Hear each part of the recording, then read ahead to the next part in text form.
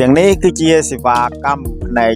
ដឹករបស់របរនៅតាមផ្លូវទឹកដែលពួកគាត់មិនមានផ្លូវលំផ្លូវថ្នល់ឬក៏ផ្លូវរទេះភ្លើងនោះទេក៏ប៉ុន្តែគាត់មានផ្លូវទឹកទាំងនេះគឺជាប្រជាជននៅក្នុងបែកនិរដីនៅក្នុងប្រទេសវៀតណាមពួកគាត់គឺមិនមានឡានមិនមានរថភ្លើងមិនមានម៉ូតូដែលជាយានជំនិះទេក៏ប៉ុន្តែពួកគាត់ធ្វើការដឹកជញ្ជូនរបស់របរអីវ៉ាន់នៅពេលដែលភ្ញៀវកំងនៅកន្លែងមួយគាត់នឹងយកទុកគាត់ដ៏សែនលឿនបំផុតយកទៅដឹកដើម្បីផ្ដល់សេវាកម្មដល់ភ្ញៀវទាំងនោះដែលបានកំងគ្រឿងក្រៅរបស់គាត់ហើយពួកគាត់គឺគ្មាន GPS សម្រាប់ក្នុងដៃនោះទេពួកគាត់ពឹងទៅលើការចងចាំផ្លូវរបស់គាត់ដរាបណានៅទីកន្លែងណាដែលមានទឹកប្រឡាយឬក៏ស្ទឹងបឹងបួ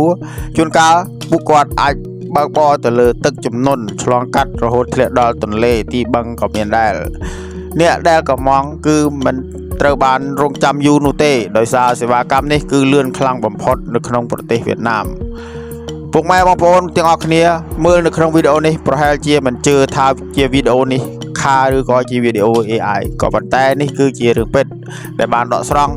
ចេញមកពីភាគនិរដីនៃប្រទេសវៀតណាម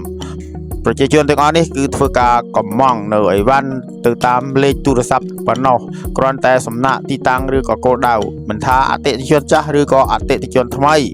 សុទ្ធតែត្រូវបានកំងនឹងលេខទូរស័ព្ទឬក៏ Telegram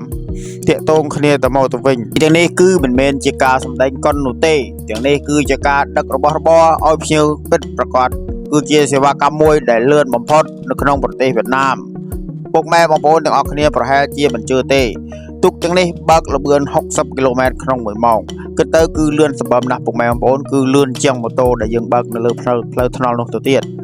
រីឯអ្នកបើកទាំងនេះសុទ្ធតែមានជំនាញដ៏ច្បាស់លាស់និងស្គាល់ទីតាំងយ៉ាងពិតប្រាកដរបស់ភ្ញៀវដែលបានកំងរបស់របរឬក៏អីវ៉ាន់របស់ពួកគាត់